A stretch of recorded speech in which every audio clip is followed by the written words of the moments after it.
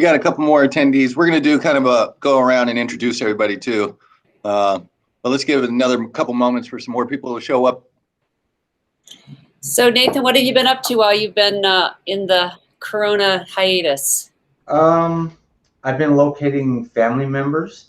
I finally found all of my biological family after 53 years. Wow. I got to go meet my biological mom last weekend, and I found out actually now I have 4 half-sisters and 1 half-brother. Wonderful. Well, I didn't expect that answer. That's incredible. Congratulations. That was very neat. And my mother wants me to write a book for her.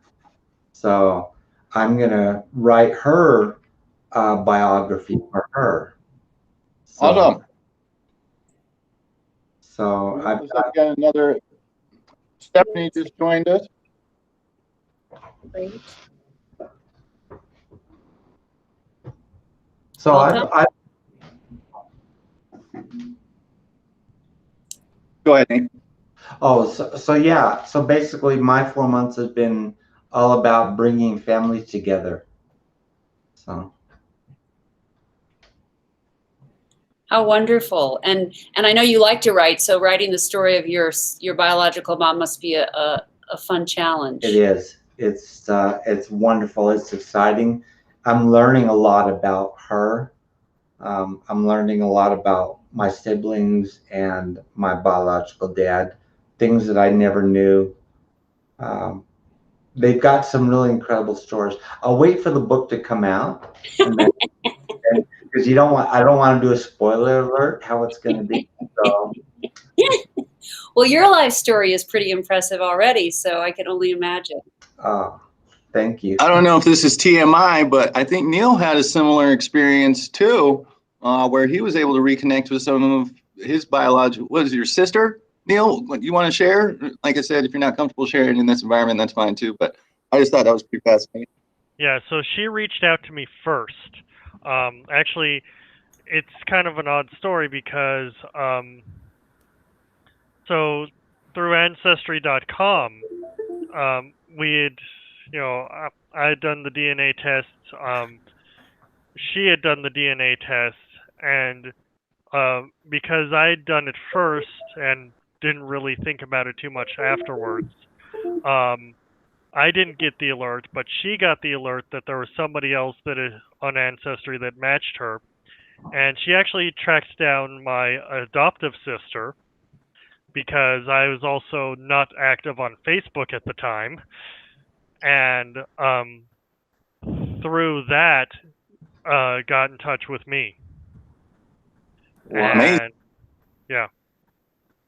But yeah, it's cool finding these family members, that, maybe you knew they existed, but you've been out of touch for so long. Yeah. So I did the Ancestry also, but did you also do the 23andMe or just the Ancestry DNA? Just the Ancestry because it was a Christmas present. Wonderful. Wonderful. That is so neat. So I thought that's kind of cool. Both of you guys have similar experiences. I'm going to give one more minute to see if somebody shows up. And then I know we got 2 guests right now with Ernest and Stephanie, and I want to do some introductions and allow everybody to kind of give you some more of that welcome reception here for our new kickoff. Let's take about 1 more minute.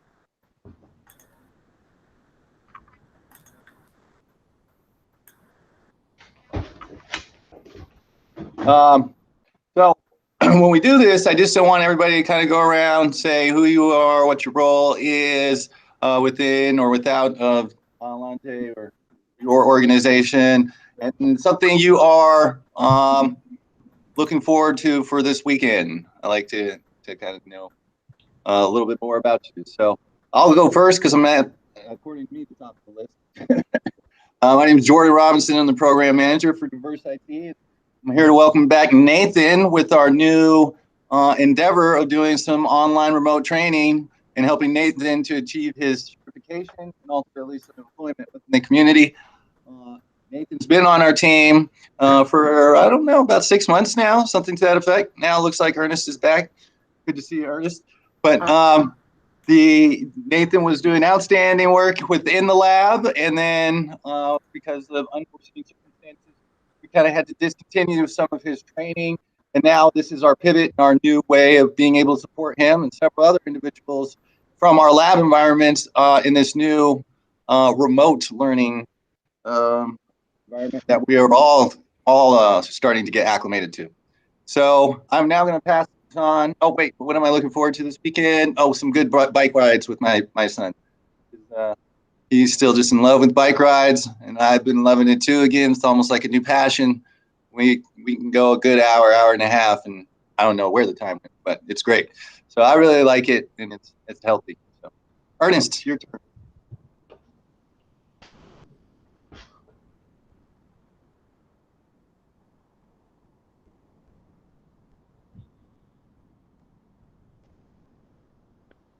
Ernest, you want me to come back to you? Sorry, I was on You're mute. muted. Sorry. So Ernest Nas from Adelante and spearhead the development efforts here, and I'm looking forward to some bike rides myself and also some long walks. That's it. Awesome, thank you. Maida, you would like to I think you're up on next. Okay, hi, I'm Maida Herschel.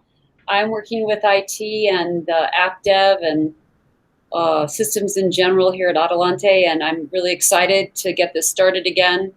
I'm so glad that we can work remotely. I think a lot of people in their work cannot, and I think it's a great gift. And I know in some ways it's a compromise on some things, but I hope we can find ways to make it also a positive. And if there's anybody that can do that, I think that's Neil and Nathan. I think they're a great team, so I'm excited about that starting up. I'm also looking forward to, every Sunday morning I go on a long bike ride with a buddy, and I'm hoping to hit the Sandias again. I love being outside as much as possible. Wonderful.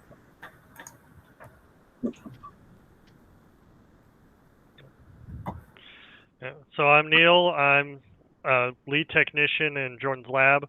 I'm basically here to facilitate the A+ training, as well as need to talk about scheduling the test for myself, but that'll be later. Although what I'm really looking forward to over this weekend is a couple new games and television shows have dropped, so entertainment. Awesome, thank you. Nate Dogg, you're in the house. And I am Nathan Hardman. I'm a sponge. I just want to learn. I started with IT, DiverseIT back in November. I've been very fortunate to learn a lot. Neil's been great in teaching me and showing me the things that I need to learn while the on-the-job training, and the certifications that will carry me forward into my career is what I'm really looking forward to. I don't know if I have a lot to offer, but I know I have a lot to learn from you guys. As far as this weekend, I think I'm going to enjoy just relaxing from I had a long last weekend traveling out of state, but this weekend I'm just going to get caught up on my housely duties, chores, and relaxation, and get ready for Monday for my first day of class. So. Awesome. There we go. And it looks like, did Stephanie, she's no longer with us?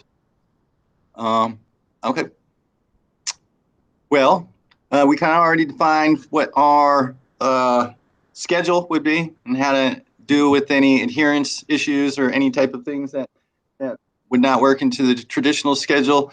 One thing I can't stress enough, because this is a learning experience for all of us, is don't be afraid to ask questions, any type of questions. Don't be afraid to tell us that this isn't working as well as you may have envisioned it, or let us know what we could do something different to make this more successful for you, because this is new for us as well. So we're all kind of figuring it out on the fly.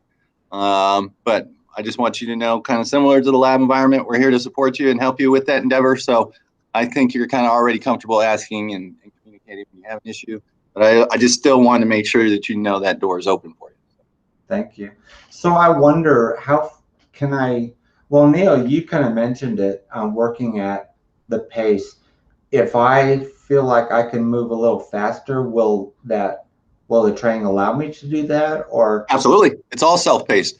So basically, if you grasp that concept and you're ready to kind of go on, there's little quizzes and exams. I mean, it's all set up step by step for you to go through it. But if you are spending an additional day or two on a certain module because you want additional comprehension, or you want different explanations, or we can go to a different resource to find the information for you, that's perfectly acceptable too. It's at your pace. So if it's a concept you're comfortable with, great, let's go ahead and continue. But if you're not, let's spend some more time on it so you do feel comfortable with it before we proceed to the next piece. So that's kind of where I'm saying that open door policy, where we're not just trying to blaze through the material to say, hey, we made it through this material in X amount of time. That's not really what we were envisioning. so what if I have a question? Are you going to be there at this? Are you going to be on here with me at the same time, Neil, when I'm doing this? Or if you're not, if I'm the only one looking at my computer screen doing this thing? No. So Neil's going to be more kind of like the supervisor that's going through the content there with you. So if you have an immediate question, he's going to be your first point of contact. And you guys should be able to do it together because he's more kind of the instructor that's going through the material. So it's a give and go relationship. If you have a question, you should be able to ask it immediately, and then Neil can start to deep dive into that. In the event that additional support is needed, yes, I'm always available. I was going to hang out for the first day or two just to kind of see how the flow was going. But ideally, Neil's going to be your instructor, and he's helping you to guide through the material. That way, you're not trying to do it just independently. You have a resource or an instructor that you can turn to immediately. So we will be live streaming during this, right? Yep, just like we're doing now. This is why we wanted to kick it off in this manner. That's kind of getting used or acclimated or introduced to us working together using the Google Meet. So in this particular instance, you or Neil will have to kind of figure it out. Probably you are going to share your screen. So then that way you're going logged in, you're starting to go through the material, and then Neil is seeing the exact same thing that you're seeing at that time. Oh, okay. So if it's something that you need to read, he can give you 5-7 minutes to read that or whatever it is. If it's a video that outlines it, then he'll be there to go ahead and he's really just kind of, I don't like the word supervisor, but he's there as your instructor or tutor or guide through the curriculum. Got it. Okay. Wow. I'm feeling more comfortable about it now. So Yep. It kind of feels like I'm already back at work in the lab. So. Oh, good. Good. So the idea of the remote learning, and this is a little bit different, when people do remote learning, a lot of times they go on, just like you were saying, Nathan, so you're by yourself and you're taking a class and you're trying to understand it, and maybe the class has some interaction, but basically it's you and the computer. Whereas what we're trying to do here, and what sort of our pivot was for DiverseIT training, was to say, well, it's kind of hard for most people to learn that way, just by themselves alone with a computer. So, oh, look, Derek's here. Hi, Derek. So this is a hybrid or a different environment where you're in a meet like this, and you're with an instructor for that hour and a half. You're together with IT or with DiverseIT working on the material. And then what I was saying before we all started recording is that actually on your own, and since I think I know you pretty well or a little bit, Nathan, you'll probably want to read ahead of time and get ahead and get more material and solidify, which is exactly what I would do too. Because no one gets it. It's just like you're going to a class in school, and I know you've gone to school. You don't get everything in the class. You have to do things outside the class. Right. So our environment here is where you're with basically a teacher or facilitator, maybe what we could call Neil. You're going through the material. You're sharing the screen. If you have a question, stop the video. Say, what did he mean by that? Or how does that input device different than this one, or whatever? And so he's there in real time to be actually talking to you about the material that you're doing. And then between classes, especially I would think during the week, if it were me, I would be solidifying that. I would be taking notes and doing flashcards and trying to learn and put it, really make it in my head so I get it. Anything that is going to get a certification test, whether it's Salesforce or A+ or whatever it is, you have to learn it, so and then I think that's been the problem with a lot of remote learning in the past, where it becomes too passive. You're just sitting at a computer and you're sort of hoping what gets in. Right. And it needs to be, for it to be something that you actually take in and make it yourself, it needs to be more interactive. And so this is our attempt at that. This is our to say, well, we can't have you come into the lab. It needs to be remote. How can we assist you in learning and still stay remote?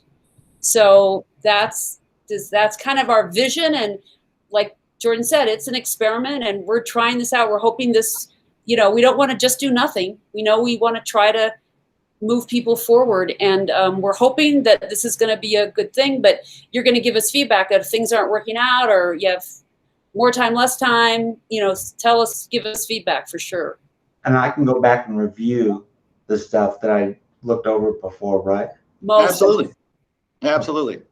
Good. And that's also why we were kind of stressing too, that it's like a real open door policy. Whatever you could communicate, we're all figuring this out together. Wonderful. Wonderful.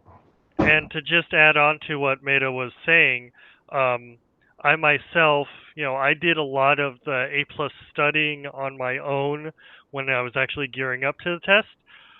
But before that, I went to UNM. I got involved with their continuing education program, and I signed up for the A+ classes and the Network Plus classes. Wow. Cool. Yeah. I'm looking forward to it. And so, yeah, that definitely gave me a really good head start in getting things done. And so we hope to give you similar opportunities. So do you think by Christmas I might get my certification? Maybe? Maybe we can't say for certain right now, but we'll see how we do, and if everything goes well, that should be a possibility. Really depending on how fast you're comprehending the material. But I wouldn't try to put that sunset or a deadline on it. That's kind of right now just an arbitrary line in the sand. Let's kind of wait until you're seeing how well you're getting it and grasping these concepts, and before we say put a lofty goal out there. Because again, the most important thing to us is that you comprehend it, not that you get through it. Right. And there are 2 tests, don't forget. So there are kind of 2. And I believe Derek is going to be part of the cohort. Is that right? Correct. Yeah. I have Derek. That's why Derek was joining our meeting, but he was actually working on some Salesforce cases. He's been doing excellent on that, getting that list managed. Derek, you want to introduce yourself to the group just for anybody who hasn't met Derek? I think everybody has. Maybe Ernest may not have, but I'm just glad that you were able to join. Yeah. Derek, you're muted. You need to take off your mute.